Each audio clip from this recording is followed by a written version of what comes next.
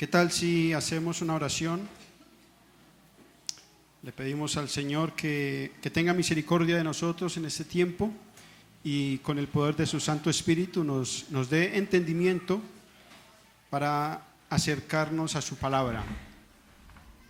Vamos a orar, mis hermanos.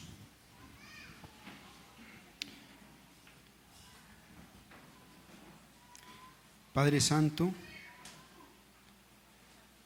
qué bendecidos somos nosotros al poder disponer de este tiempo en el cual nos congregamos como hermanos, hacemos memoria de nuestro Señor Jesucristo y nos acercamos a la verdad de tu palabra.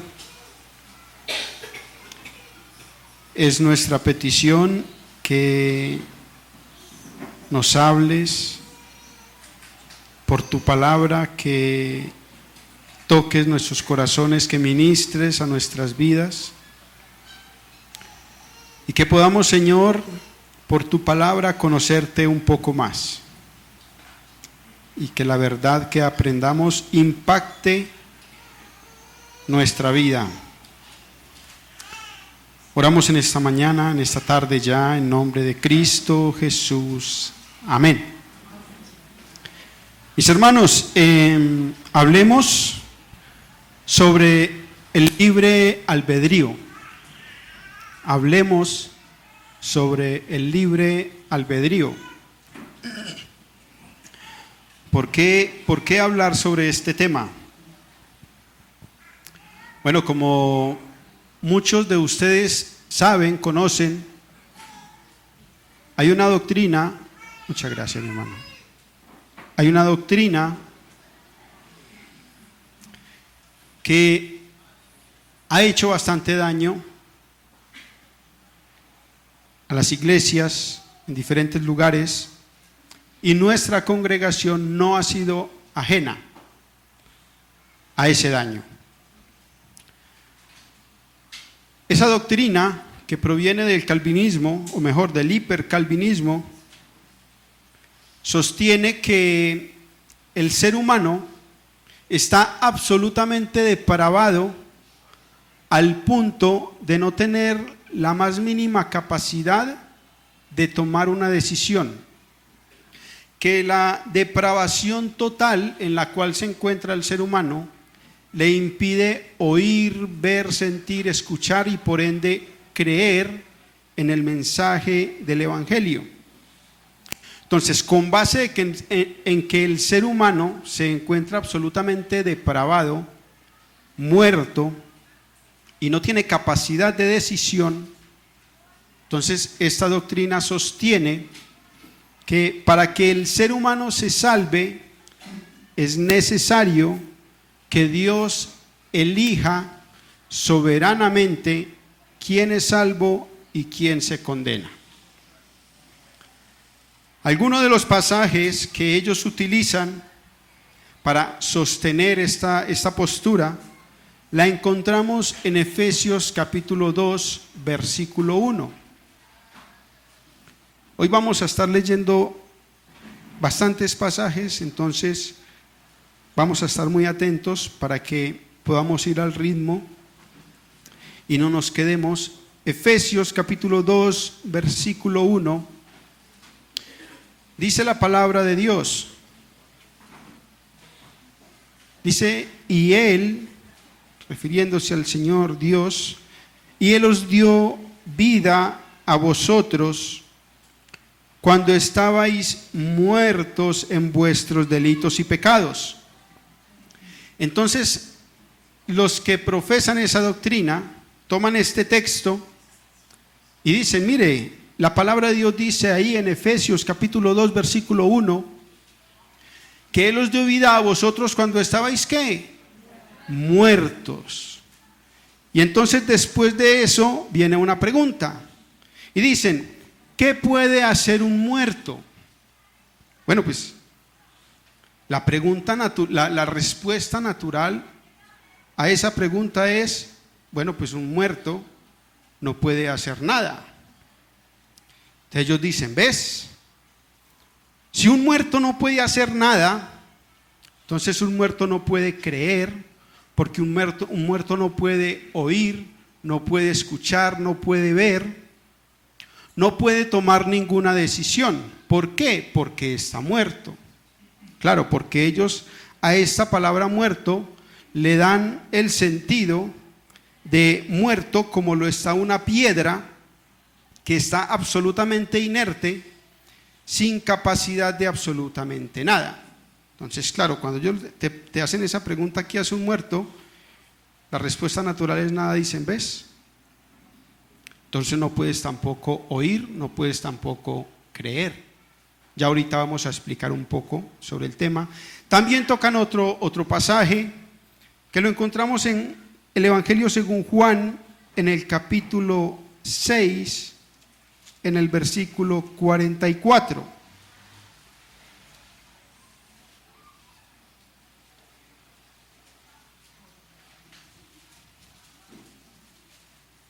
El Evangelio según Juan,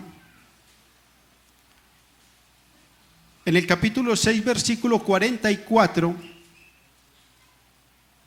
también los que profesan esta doctrina dicen, leas Juan 6, 44, que dice, y dice de la siguiente manera, dice, ninguno puede venir a mí si el Padre que me envió no le trajere, y yo le resucitaré en el día postrero.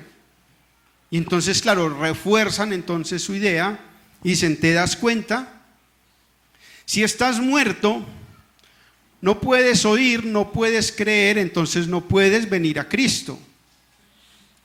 Y Juan 6:44 dice que ninguno, y ninguno es ninguno, dice, ninguno puede venir a mí, ninguno puede venir a Cristo, a menos que el Padre coja a la persona y la lleve a Cristo. Es claro, cuando te presentan esos dos pasajes así nomás, bueno, pues tú quedas como que, oiga, sí, tiene mucho sentido, la verdad.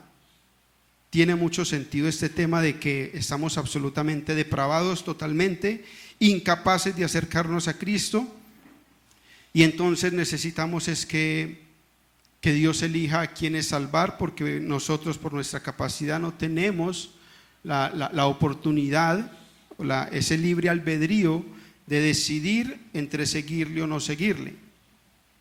Bueno, por ustedes también es conocido, por muchos, es conocido que la posición que nosotros tenemos como iglesia respecto al tema de la salvación es que Dios ofrece salvación para toda la humanidad y no solamente para algunos escogidos.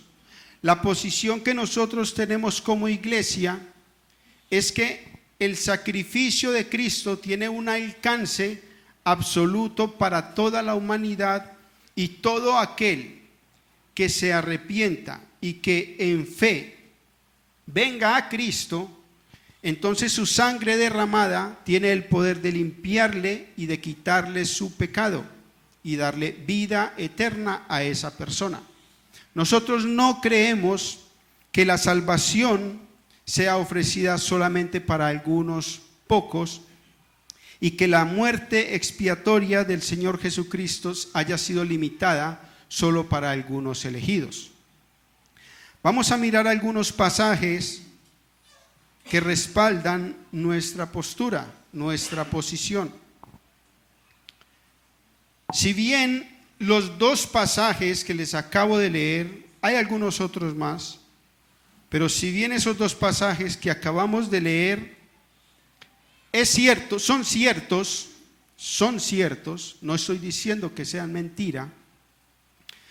A mí me encanta un pasaje que está en el Salmo 119, versículo 160. Le agradezco a algún hermano que lo quiera leer fuerte para que toda la congregación lo escuche.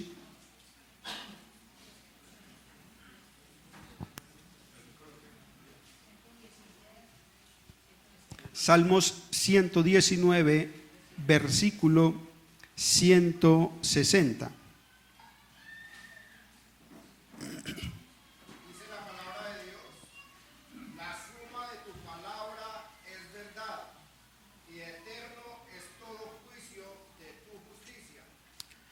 Amén, muchas gracias. Ese pasaje no lo podemos dejar de lado a la hora de acercarnos a la palabra de Dios, al estudio de la palabra de Dios. ¿Qué nos está diciendo ese pasaje? Que cuando vamos a estudiar la Biblia, debemos considerar los textos en su contexto y teniendo en cuenta lo que está diciendo el autor en el libro y en todo el panorama de la Biblia. Significa de que para yo sacar o extraer la verdad respecto a un tema puntual o específico, yo debo mirar qué dice la palabra aquí, pero qué dice también más adelante sobre ese tema, qué ha dicho en la antigüedad por los profetas, qué dice ahora en el Nuevo Testamento. Y cuando ya tengo un panorama completo respecto a ese tema, entonces puedo extraer la verdad que Dios tiene para nosotros por medio de la Escritura.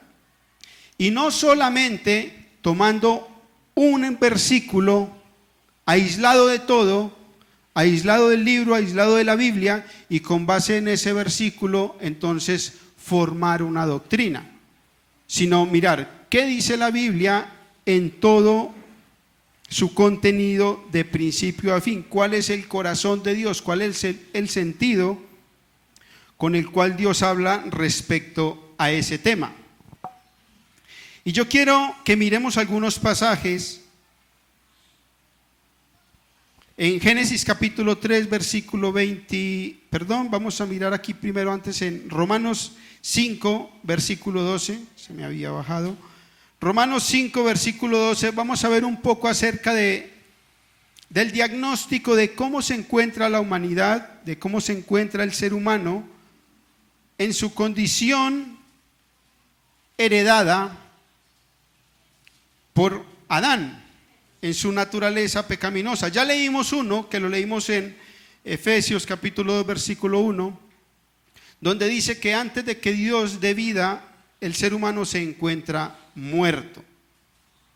Y ahora en Romanos capítulo 5, versículo 12, dice: por tanto, como el pecado entró en el mundo por un hombre, y por el pecado la muerte, así la muerte pasó a todos los hombres por cuanto ¿qué? Por cuanto todos pecaron.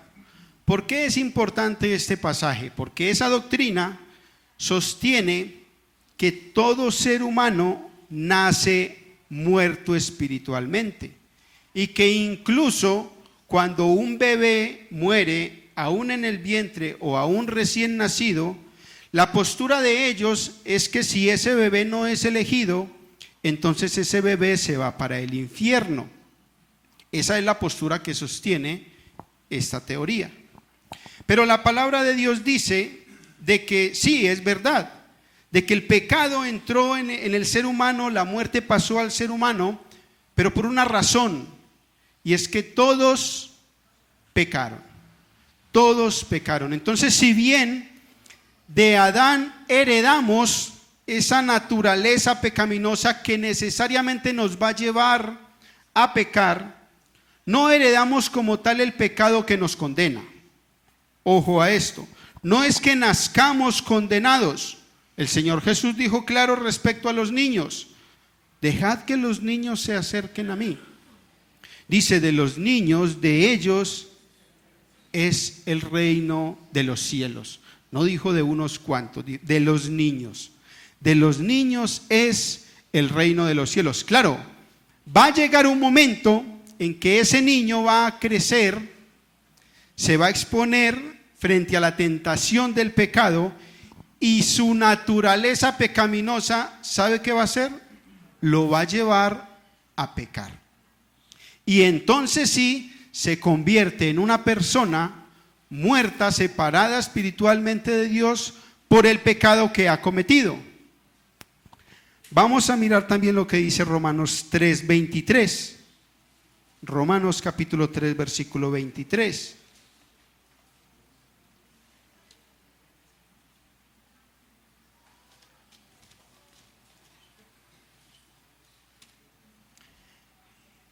Dice, por cuanto todos pecaron y están destituidos de la gloria de Dios. Refuerza lo que venimos hablando, lo que venimos diciendo, de que el pecado destituye al hombre de la presencia de Dios, de la gloria de Dios. El pecado hace que la comunión se rompa con Dios, hace que el ser humano esté apartado, alejado, sin comunión, distante, muerto espiritualmente, caminando en una dirección opuesta a Dios. Ese es el diagnóstico, esa es la situación del ser humano pecaminoso en su naturaleza carnal. Cuando comete pecado, termina alejado de Dios, separado de Dios, muerto espiritualmente. Pero la palabra de Dios también nos habla de que el ser humano, a pesar de esa naturaleza caída, a pesar de esa naturaleza pecaminosa, tiene conciencia del bien y del mal. Y en consecuencia, tiene la capacidad de tomar decisión de si va al bien o va al mal. Vamos a mirar unos pasajes. O como dice Brian y Elvis, se lo voy a demostrar pues. Génesis capítulo 3, versículo 22, que por cierto el hermano Brian, si el Señor lo permite, va a estar acompañándonos en las próximas semanas, y si el Señor lo permite, va a hablar sobre este tema. Génesis capítulo 3, versículo 22, Dios le dice unas palabras a Caín después de que éste le presenta una ofrenda, y Dios no ve con agrado la ofrenda de Caín. Entonces Caín se molesta, decae su semblante, se entristece, se enoja, y Dios le dice lo siguiente a Caín en Génesis capítulo 3, versículo 22, y dijo Jehová Dios, perdón, esto es después, ahorita vamos a mirar lo que le dice Dios a Caín, pero esto es después de que el ser humano comete pecado. Génesis 3, 22 dice, y dijo Jehová Dios, he aquí el hombre es como uno de nosotros, sabiendo el bien y el mal. ¿Sabiendo qué? Sabiendo el bien y el mal. Ojo, porque esa doctrina de la que estamos hablando sostiene de que el ser humano única y exclusivamente sabe hacer lo malo y no tiene el más mínimo conocimiento del bien. Pero aquí Dios dice que cuando Adán y Eva pecaron, tuvieron conocimiento no solamente del mal, dice ahora tienen conocimiento del bien y del mal. Y ahora sí, vámonos a Génesis 4, 6 al 7, ahí una hojita adelante. Génesis 4, 6 al 7, donde Caín de cierta manera se molesta con Dios porque Dios no acepta su ofrenda. Dice, entonces Jehová dijo a Caín, ¿por qué te has ensañado y por qué ha decaído tu semblante? Si bien hicieres, no serás enaltecido, y si no hicieres bien, el pecado está a la puerta. Con todo esto, a ti será su deseo, y tú te enseñorearás de él. Ojo que son palabras dichas directamente por Dios a Caín, el primer ser humano nacido después de la caída. Es decir, es el primer ser humano que nace heredando esa naturaleza pecaminosa. Pero Dios le dice a Caín que el pecado va a estar ahí cerquita, buscando cómo controlarlo a él, pero también le dice a Caín, pero tú tienes también la capacidad de dominar el pecado. Tú tienes la capacidad de decidir si pecas o no pecas, se lo está diciendo Dios a Caín. Vamos a mirar Isaías, me encanta este pasaje, Isaías capítulo 7, y si bien es un pasaje que nos habla acerca de una profecía de nuestro Señor Jesús, nos habla de lo que pasa en todo niño que nace y va creciendo. Isaías capítulo 7, versículo 14, 15 y 16. Mire lo que dice. Por tanto, el Señor mismo os dará señal. He aquí que la Virgen concebirá y dará a luz un hijo, un bebé, y llamará su nombre Emmanuel. Dice el versículo 15, comerá mantequilla y miel hasta que sepa desechar lo malo y escoger lo bueno. Hasta que sepa desechar lo malo y escoger lo bueno. 16. Porque antes que el niño sepa desechar lo malo y escoger lo bueno, la tierra de los dos reyes que tú temes será abandonada. Alguien ha hecho la pregunta, Julián, ¿y a qué edad? Entonces, ¿en qué edad un niño tiene que tomar decisión? ¿En qué momento un niño se bautiza? ¿Cuándo ese niño deja de ser perteneciente al reino de los cielos y se convierte en pecaminoso? La Escritura no nos dice una edad. La Escritura no nos dice a los 3, a los 5, a los 7, a los 11. La Escritura no nos dice puntualmente la edad. Pero sí nos habla de una edad en la cual el niño tiene la capacidad de identificar qué es bueno, qué es malo y tomar la decisión de desechar lo malo y escoger lo bueno. ¿En qué edad? No lo sé. Depende de cada niño. Unos será a los 8, 10, 6, no lo sé.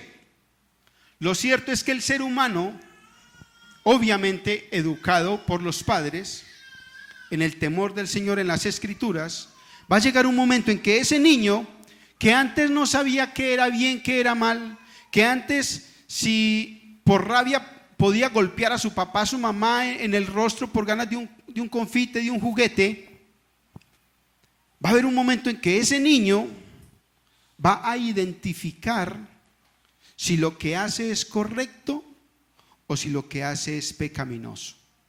Y ese niño se va a tener que enfrentar a una decisión de o desechar lo malo y escoger lo bueno, o desechar lo bueno y escoger lo malo. Y eso lo convierte en responsable delante de Dios. Nos muestra la Escritura de que los niños llegan a una edad en la que pueden tomar decisión. Sí. No lo estoy diciendo yo, lo muestra la Escritura. Lo muestra la Escritura. En Mateo capítulo 7, versículos 9 al 11. Evangelio según Mateo 7, 9 al 11.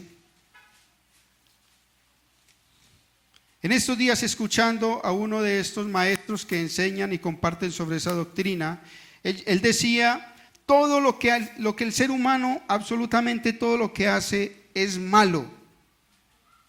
Todo lo que hace el ser humano es pecaminoso. El ser humano no sabe escoger entre lo bueno y lo malo, y aún lo que hace siendo bueno es considerado pecado. Yo no veo que la Escritura lo diga. Yo veo que la palabra habla de que existe el pecado, existe lo bueno, existe lo malo, y que Dios le da al ser humano esa capacidad, esa conciencia de escoger entre o hacer lo uno o hacer lo otro. Mire lo que dice el Señor Jesús en Mateo 7, del 9 al 11. ¿Qué hombre hay de vosotros que si su hijo le pide pan, le dará una piedra? ¿O si le pide un pescado, le dará una serpiente? Pues si vosotros siendo ¿qué?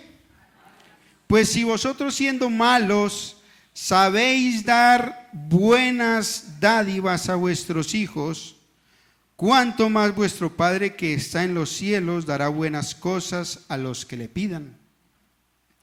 Mis hermanos, solamente hemos tocado 3 pasajes, pero hay muchos pasajes que nos hablan de que el ser humano, a pesar de ser malo, a pesar de tener una naturaleza caída, pecaminosa, a pesar de constantemente estar inclinado hacia el pecado, tiene la capacidad de hacer lo bueno, de hacer lo malo, de obedecer al Señor o de no obedecerlo, de seguirlo o de rechazarlo. Ahora, Dios, sabiendo que el ser humano es pecaminoso, que tiene una naturaleza pecaminosa, inclinado al pecado, pero sabiendo que tiene la capacidad de decidir, Dios toma la iniciativa de buscar a ese ser humano perdido, pecaminoso, inclinado al pecado, para ofrecerle la salida de esa condición. Evangelio según Marcos, capítulo 1, versículos 14 y 15.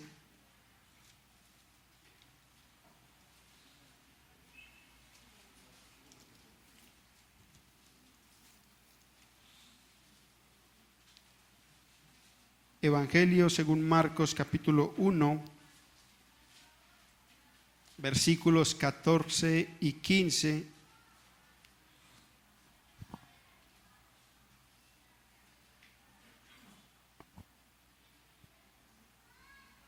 Dice: después que Juan fue encarcelado, Jesús vino a Galilea predicando el evangelio del reino de Dios, diciendo: el tiempo se ha cumplido y el reino de Dios se ha acercado.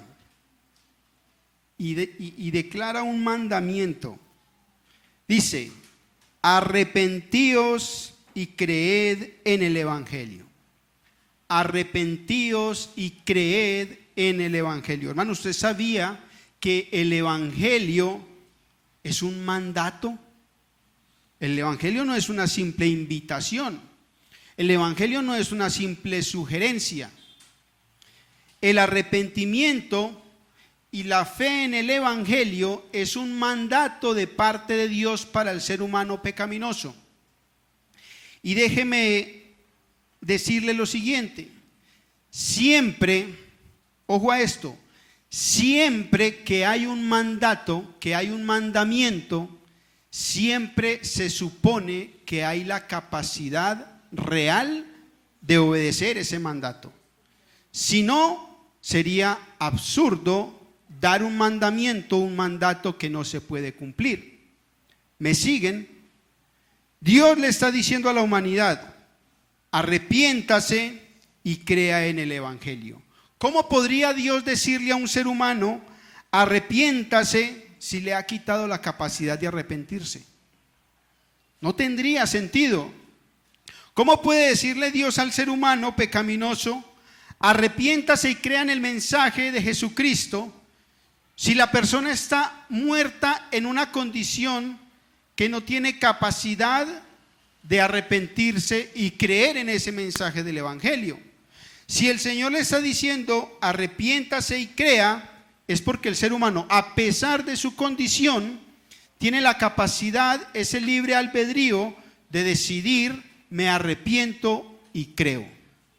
¿Qué sentido tiene un médico que ve a un moribundo, digamos, en estado de coma, y le dice: ese es el remedio, tómeselo? Y arranca y se va al médico. ¿Tiene sentido eso? Si el enfermo no tiene la capacidad de tomarse el medicamento, el remedio que el médico le está mandando, ¿tiene sentido? No tendría sentido. Si hay un mandato, si hay un mandamiento, se supone que hay una capacidad real de obedecer a ese mandamiento.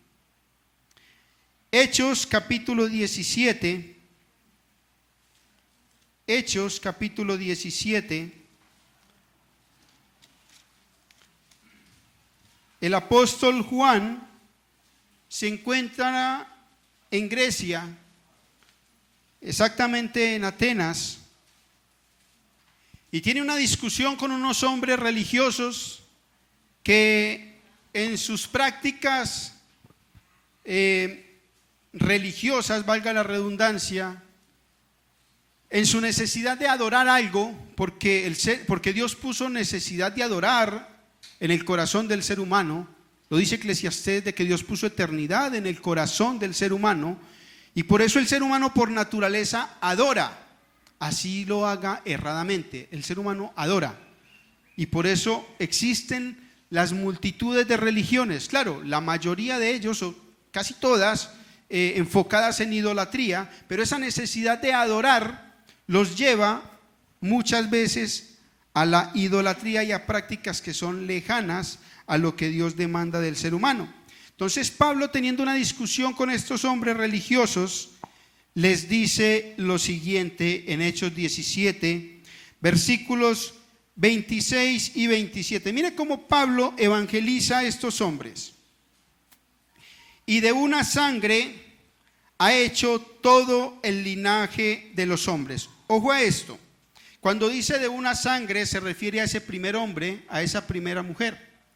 Dice, y de una sangre ha hecho todo el linaje de los hombres. Se está refiriendo a toda la humanidad, a toda la especie humana, no solo a unos escogidos. De hecho, ni siquiera se está refiriendo solo al pueblo de Israel. Está diciendo de un ser humano, de uno solo, de una sola sangre ha hecho todo el linaje de los hombres, para que habiten sobre toda la faz de la tierra, y les ha prefijado el orden de los tiempos y los límites de su habitación.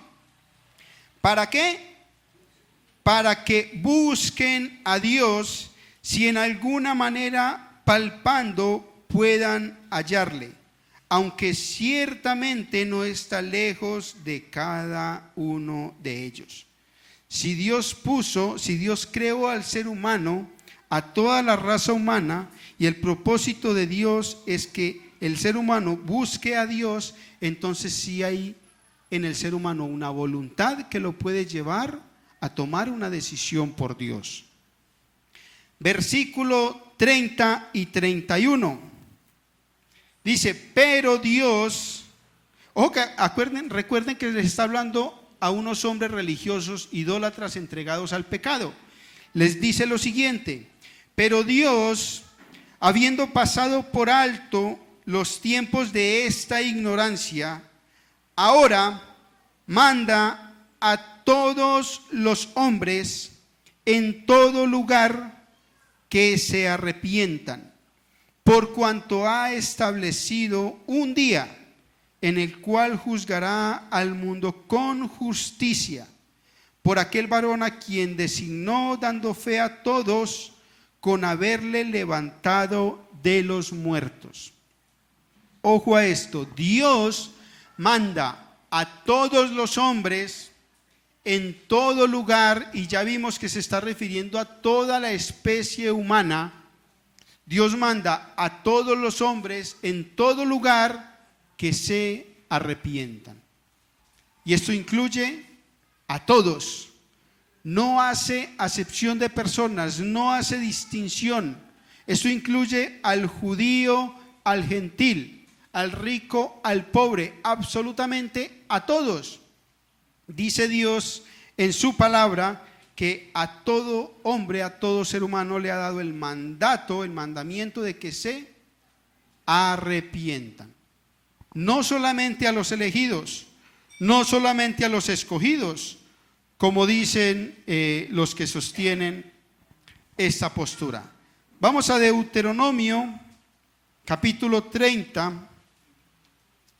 Vamos a Deuteronomio, capítulo 30.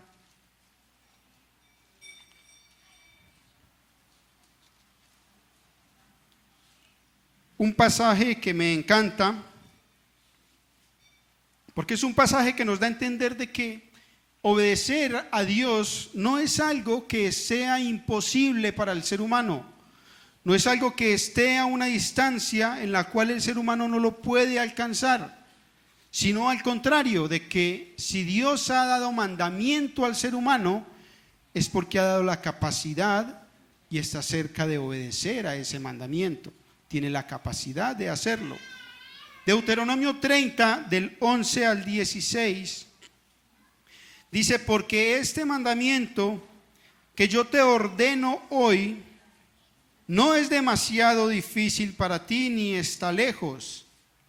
No está en el cielo para que digas: ¿quién subirá por nosotros al cielo y nos lo traerá y nos lo hará oír para que lo cumplamos? Ni está al otro lado del mar para que digas: ¿quién pasará por nosotros el mar para que nos lo traiga y nos lo haga oír a fin de que lo cumplamos? Porque muy cerca de ti está la palabra, en tu boca y en tu corazón, para que la cumplas. Mira, yo he puesto delante de ti hoy la vida y el bien, la muerte y el mal, porque yo te mando hoy que ames a Jehová tu Dios, que andes en sus caminos y guardes sus mandamientos, sus estatutos y sus decretos, para que vivas y seas multiplicado, y Jehová tu Dios te bendiga en la tierra a la cual entras para tomar posesión de ella. Versículo 19: a los cielos y a la tierra llamo por testigos hoy contra vosotros, que os he puesto delante de ti, delante la vida y la muerte, la bendición y la maldición. Dice: escoge pues la vida para que vivas tú y tu descendencia. Mis hermanos, más claro, imposible. O sea, el Señor le dice a la humanidad, específicamente aquí al pueblo de Israel: pongo delante de ti la vida y la muerte, el bien y el mal. Tienen dos opciones, y enseguida Dios, lo voy a decir coloquialmente, les sopla la respuesta correcta. Porque les dice, ¿quiénes ha hecho examen de selección múltiple? A, B, C, D. Y usted tiene que escoger la respuesta correcta. Bueno, Dios aquí le está diciendo al pueblo de Israel: hay dos opciones: vida, bien, muerte, mal. Y le dice Dios mismo cuál escoger. Le dice: escoge el bien. O sea que el libre albedrío es Dios mismo el que le da la capacidad al ser humano de tener libre albedrío. El libre albedrío no violenta en ningún momento la soberanía de Dios, porque es Dios el que ha dado, el que ha otorgado al ser humano esa capacidad de escoger el bien que Dios le ha mandado. Usted podrá decir: Julián, pero es que eso es la ley. Usted me está hablando de Deuteronomio. Pues déjeme decirle que el apóstol Pablo citó Deuteronomio 30, que acabamos de leer, para hablarle a los romanos. Vamos a Romanos capítulo 10. Romanos capítulo 10.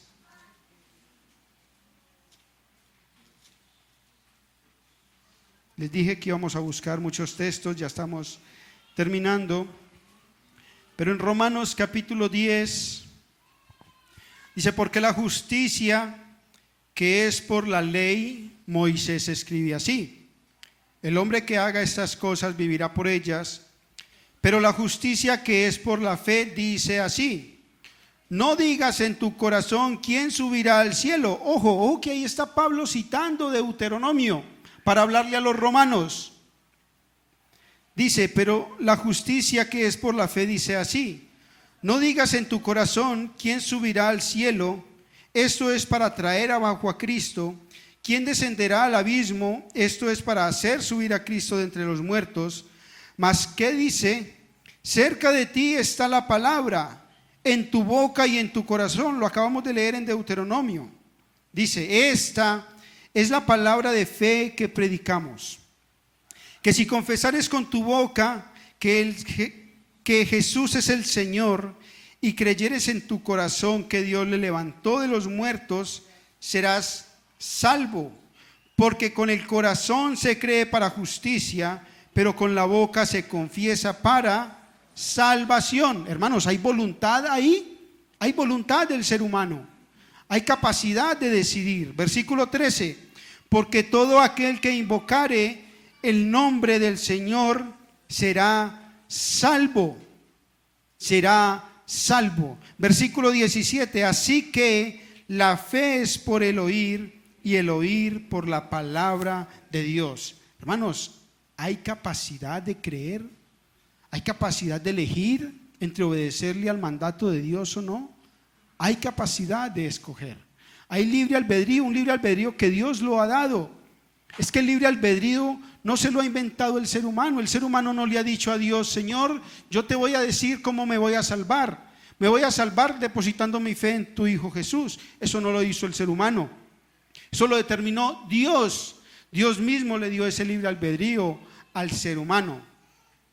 Con base en lo que ya hemos leído, ahora vamos a volver a Efesios 2:1, el texto que ellos utilizan para decir que estamos muertos y que no tenemos capacidad de hacer absolutamente nada, no tenemos capacidad de oír, de escuchar, de decidir, de creer. Efesios capítulo 2, versículo 1, dice de la siguiente manera. Efesios capítulo 2, versículo 1, dice: y Él os dio vida a vosotros cuando estabais, ¿cómo? Muertos en vuestros delitos y pecados. El problema es que ellos se quedan ahí. No les gusta leer hasta el versículo 3. Entonces ellos se paran ahí y te hacen la pregunta: ¿qué hace un muerto? Dicen: nada. Dice: ya ves, no puede hacer nada, no puede creer. Bueno, si no puede hacer nada, vamos a entender entonces por qué dice lo que dice en el versículo 2 y versículo 3. Vamos a leerlo desde el principio. Y Él os dio vida a vosotros cuando estabais muertos en vuestros delitos y pecados, en los cuales, ¿qué? Anduvisteis. Entonces yo le devuelvo la pregunta: ¿puede un muerto andar? Ahí dice que está andando. Dice que ese muerto, dice, anduvisteis en otro tiempo siguiendo. Ojo, eso es si tomáramos con la lógica de ellos. Es si lo tomáramos con la lógica de ellos. En los cuales anduvisteis en otro tiempo siguiendo, ojo, eso nos habla de voluntad, siguiendo la corriente de este mundo, conforme al príncipe de la potestad del aire, el espíritu que ahora opera en los hijos de desobediencia. Ojo a esto: entre los cuales también todos nosotros vivimos en otro tiempo. Entonces se le devuelve la pregunta: ¿puede entonces un muerto vivir? Mire que no es lógico mirarlo desde esa óptica. Versículo 3: entre los cuales también todos nosotros vivimos en otro tiempo, en los deseos de la carne, ojo a esto, haciendo la voluntad de la carne y de los pensamientos, y éramos por naturaleza hijos de ira, lo mismo que los demás. Y éramos por naturaleza hijos de ira, ojo, haciendo la voluntad de la carne y de los pensamientos, haciendo la voluntad de la carne y de los pensamientos. Entonces, ¿hay voluntad? Claro que hay voluntad. Hasta para pecar se requiere voluntad, lo dice el texto. Entonces, esa palabra muerte no necesariamente significa o nos asemeja a una piedra inerte que está absolutamente incapaz de moverse, de oír, de escuchar, de tener vida. Se refiere a esa muerte espiritual en la cual estamos separados de Dios, sin comunión con Dios, pero ejerciendo nuestra voluntad, ejerciendo nuestro entendimiento. Juan capítulo 5, Evangelio según Juan capítulo 5.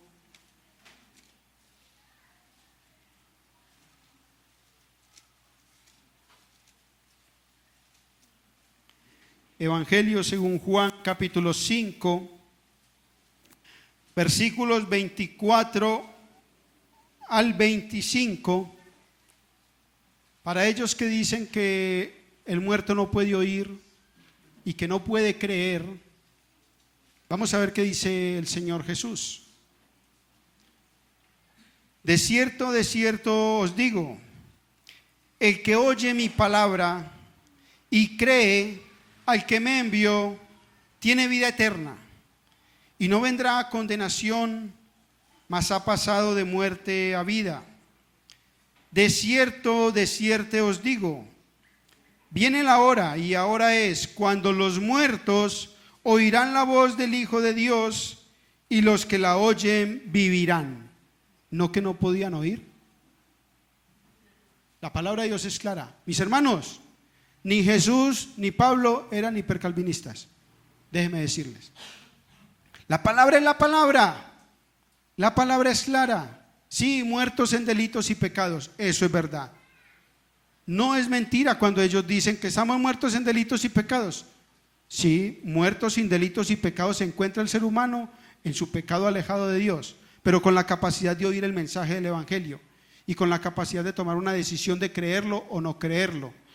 También mencionamos Juan 6:44, que ellos utilizan para decir que ninguno puede venir a mí si el Padre que me envió no lo trajere, y yo le resucitaré en el día postrero. Ellos dicen, ninguno puede venir al Señor Jesús si el Padre no lo trajere. Pero ellos también les gusta leer solamente ese versículo. No les gusta leer el 45, que explica cómo el Padre trae las personas a Jesús. Porque el versículo 45, después de ese versículo, dice, escrito está en los profetas, y serán todos enseñados por Dios. Así que todo aquel que oyó al Padre y aprendió de él, ¿qué hace? Viene a mí. Hermanos, esa es la forma como el Padre trae las personas a Cristo. Con la palabra de Dios, aquel que decide oír y aprender de esa palabra, ese es el que se acerca a Cristo. Porque la fe es por el oír, y el oír por la palabra de Dios. Entonces no es que Dios simplemente elige a unos, los coge y los trae y los pone en Cristo. No es la forma como el Señor lo hace. La forma, el medio que el Padre utiliza para traer las personas a Cristo es por medio de la predicación del Evangelio. Y aquel que crea en ese Evangelio, entonces recibe la salvación y la vida eterna en Cristo Jesús. Para ir terminando, dos últimos versículos. Efesios capítulo 1, versículo 13. Ese versículo resume cómo sucede la salvación en una persona. Efesios capítulo 1, versículo 13. Pablo le dice a los efesios, en él también vosotros, habiendo oído la palabra de verdad, el evangelio de vuestra salvación, y habiendo creído en él, fuisteis sellados con el Espíritu Santo de la promesa. Entonces, ¿qué se requiere? Se requiere oír y creer. Oír y creer. Si el ser humano no tuviera capacidad de oír y creer, ¿qué sentido tendría predicar el Evangelio de Cristo? Y para terminar, un último versículo, para ver si la salvación que el Señor Jesús ofrece es solamente para unos o es para aquel que quiera, que desee, que sea consciente de su necesidad y quiera acercarse a Cristo. Apocalipsis capítulo 22, versículo 17, Apocalipsis, último libro de la Biblia, capítulo 22, versículo 17.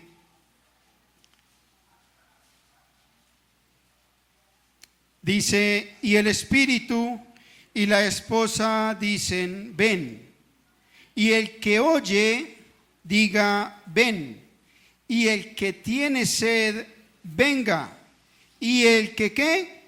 Y el que quiera, tome del agua de la vida gratuitamente. Mis hermanos, solamente hemos leído unos pasajes, pero hay muchos más pasajes en la Escritura que nos hablan de esa capacidad que tiene el ser humano de oír el mensaje del Evangelio y de tomar la decisión de si lo cree, lo acepta, o si no lo cree y lo rechaza. Con toda seguridad es muy probable que en este lugar hayan personas que aún no hayan creído en el mensaje de Cristo. Hay una buena noticia, y es que la salvación no es solamente para unos elegidos. Si usted, que no ha creído, escucha ese mensaje de que vino un Mesías, vino un Salvador, el Hijo de Dios, el Señor Jesús, murió en una cruz, pagó por tus pecados, resucitó con poder de entre los muertos, para que si tú crees en Él y te arrepientes de tus pecados, dice la Escritura, para ti hay vida eterna. Eso es una buena noticia, no solamente para unos pocos, es también para ti. Y es usted el que decide, el que elige si cree o no cree. Mi recomendación: crea, urgentemente crea, porque usted no tiene comprado el día de mañana. Vamos a orar, mis hermanos. Bendito Señor, hemos abierto tu palabra, y tu palabra ha sido la que ha hablado en esta tarde. ¿Qué más podemos agregar nosotros, Señor? Solo disponer nuestros corazones para que nos guíes a toda verdad. Gracias por tu Santo Espíritu en medio de nosotros, obrando como solo Él lo sabe hacer. Bendito y exaltado sea tu Dios, y oramos en nombre de Cristo Jesús, nuestro Señor, nuestro Salvador. Amén. Amén.